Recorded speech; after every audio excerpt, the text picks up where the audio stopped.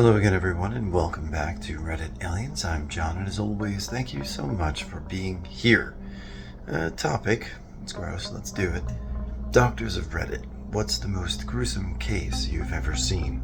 Please remember to like, share, and subscribe. Not me, but my grandmother used to work at the ER back in the 60s. She saw some horrible stuff, but the worst she's told me about was about a car mechanic. This was back when, instead of lifting the car up to weld the bottom of it, you just parked it over a hole in the ground. He'd been welding when the gas tube exploded. Since he's in a small hole with no place for flames to go, they completely engulf him instead. The only reason for them bringing him to the ER was to have a doctor legally pronounce him dead. My grandmother saw his remains. He had been crouching down, shielding his face with his arms when it exploded. She could see his watch. It had melted into his flesh. Otherwise, it was all just like a coal statue of a man. A week ago, I was in the ICU. I'm an RN, taking care of a patient who had previously been treated for a GI bleed. When I went to turn them, I saw the spreading lake of blood poop, technical term. They were bleeding out from some esophageal varices. I ended up spitting out almost 8 liters of blood and received 25 units over 12 hours. Back in nursing school, I took care of a guy who had tried to commit suicide via the shotgun to the face method, managed to blow off their entire face, but missed all the parts that would actually cause them to die. This is the worst kind of misery. My dad is a surgeon, and I asked him this question a few weeks ago, and he said that the most disturbing thing he saw was a young boy who was brought to the ER and who had had his skull crushed when he was standing underneath a falling tree his grandfather was cutting down.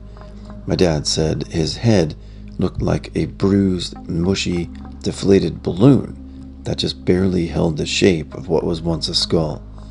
His mother was in hysteria, holding him in her arms and begging doctors to do something. According to him, nurses tried inserting IVs and whatnot to appease the mother, but some of them had to turn away or leave the room to puke because of how grotesque the boy looked. My dad had to ultimately step in and say that there was literally nothing they could do. The boy was dead. When I was in med school overnight in a trauma surgery rotation, I saw a drunk guy brought in after going the wrong way in a one-way street.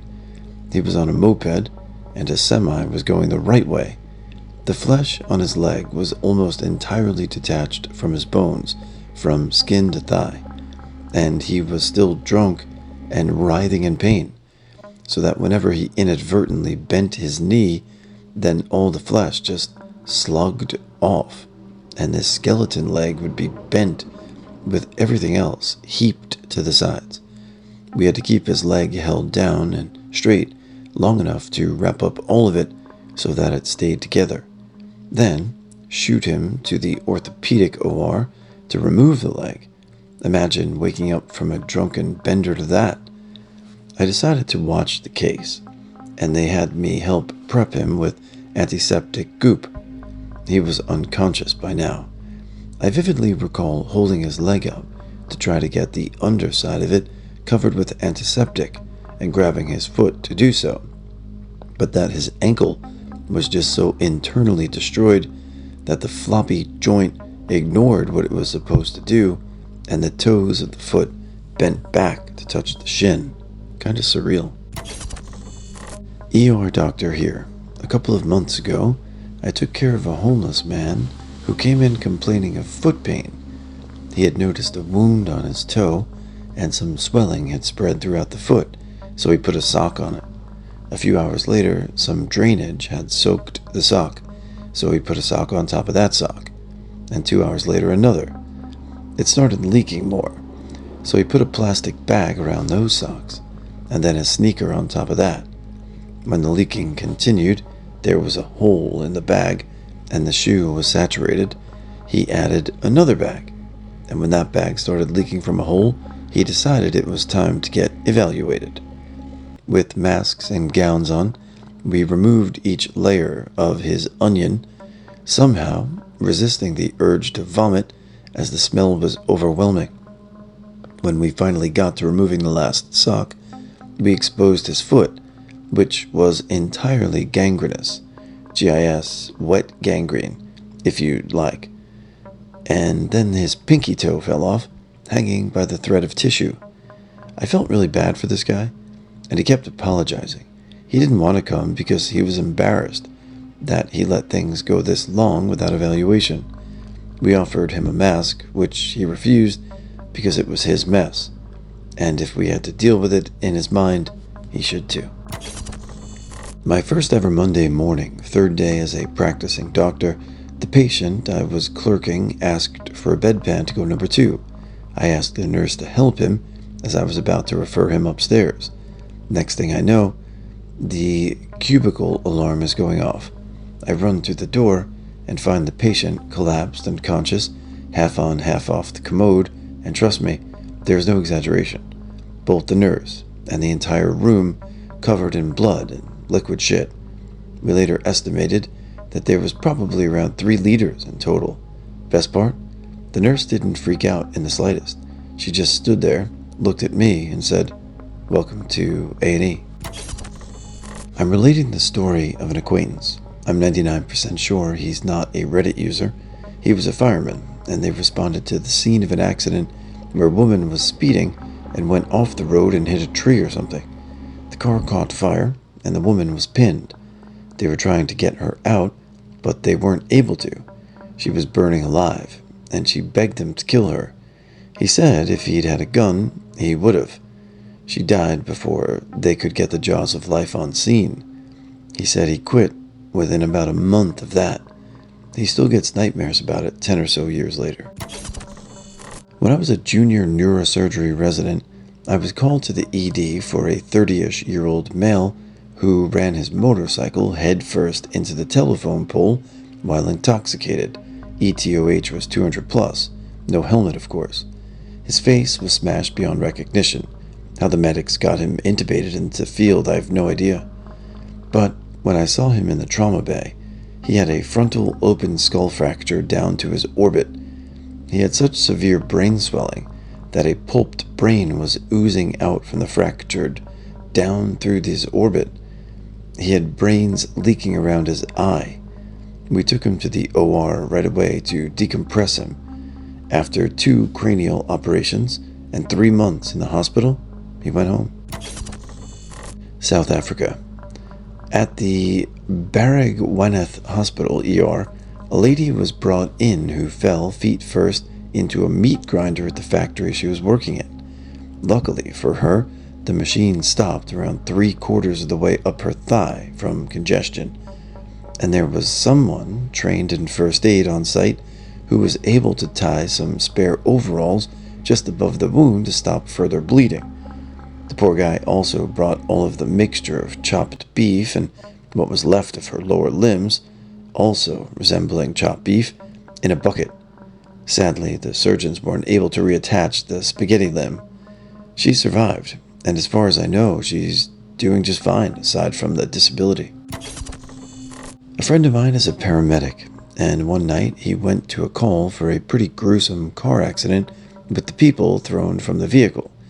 Well, he gets to the scene and sees a guy leaned up against a tree, eyes open, who he thinks is in shock or trying to recover.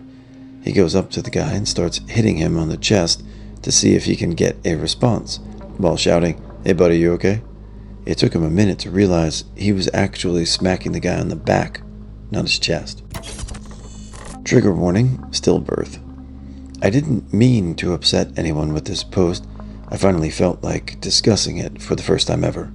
It's probably too late, but maybe a good thing. I'm not a doctor, yeah I know, but I am a health professional of another nature. One day, a lady attends her prenatal appointment at term, and halfway through states that she hasn't felt the baby move in a while, and asks if that is normal. She was very vague about how long it had been, though. The attending health professional went to check the fetal heart but could not find one. This is where I come in. The HP rings me and states that she can't find an FH and asks me to notify the on-call obstetrician and get a room ready. I say sure, and ask how long she hasn't been feeling movement. I still remember the HP's pause before saying, 1 week. At that stage, my heart dropped, as I knew there would be no FH found. So I prepare an assessment room, notify the doctor, and assist the other HP with the diagnosis through a scan. The baby had passed. I wasn't in the room when she was told, although by this stage they pretty much knew, which I was very thankful for. Little did I know that I would be even more involved the next day. The next day, they chose to induce labor. The lady was just getting into active labor, and I was chosen to assist the other HP. I never knew how fitting the word stillbirth was until I attended one. It's just so quiet. Still, no FH monitoring, no laughing, just hushed conversations and gentle encouragement. The actual birth was heartbreaking. Instead of the excited, "Come on, you're doing great," promising a happy ending, there was just false words of encouragement. The baby. I feel so terrible describing this as gruesome. A week earlier, this was a little person with the whole future ahead of it, but now it was just a body. A body that had been kept at room temperature for a week and had started to deteriorate. It was macerated, and the skin was peeling and soft. Any harsh handling would rip layers off, and mottled. Pale, yet deep red and purple at the same time. The darkest shade of purple I have seen against snowflake white cheeks. That wasn't the worst of it, though. The worst was that the tendons, muscles, and ligaments, what held us all together, were gone. Imagine a balloon, skin, around a bowling ball, skull, with water, brain, etc. inside. Imagine that a bowling ball is broken into 5 or so pieces. The only thing holding it all together is the balloon, and when you pick it up, it doesn't hold its shape. It kind of falls flat. That's what this baby's head was like. It was the hardest thing I've done, putting a beanie on this baby, all the while telling her parents how beautiful it was. And it was, but it was still the most gruesome thing I had seen. That night I cried until I fell asleep. I've read these stories for years, and when it comes to this topic, it's never easy. There's always heartbreaking or really gross things, but that one is very sad. I was an EMT for a bit. It's not gruesome in the traditional sense, but nothing is more unnerving for a patient, I would imagine, than the time we were sure this man was deceased and we were getting ready to bag him, and he came. Is that for me? Well, not anymore. I was a trainee at the time. Another story that is far less funny is that there was this kid, probably 16 to 17. He took a shit ton of Tylenol to kill himself. In reality, he had no desire to kill himself. It was a cry for help. He was mad because his parents wouldn't let him see his girlfriend. He kept saying he was sorry and he didn't know. He thought it would just make him sick and make him throw up or maybe pass out. He died. A friend of mine is a second-year internal medicine resident. During an ER rotation, an elderly patient arrived from a nursing home. She had a large bandage on her leg and had apparently been refusing medical care, so the staff at the nursing home called paramedics. The ER team unwrapped the bandage to discover her wound was crawling with maggots. Live maggots were literally in her leg.